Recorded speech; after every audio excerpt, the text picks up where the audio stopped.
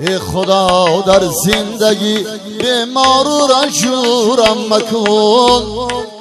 хушхабар баҳри ҳамдиёрону ҳамзабононе ки дар шаҳри красноярски федератсияи русия қарор доред, бахшида ба фарорасии фасли баҳор, дамидани сабзаву бедоршавии табиат, ҳунарманди хубу дӯстдошта Воҷиб Собиров бо кулвори оҳангу таронаҳои тозаэҷод ва барномаи навини консертӣ назди шумо меояд.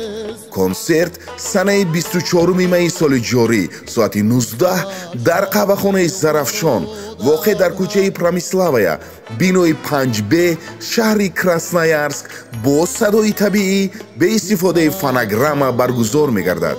шумораи телефон барои дархости чипта рӯи экранҳои шумост.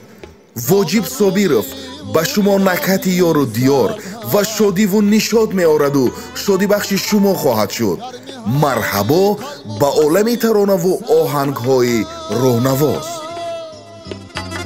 مرد همه میرد و نامرد هم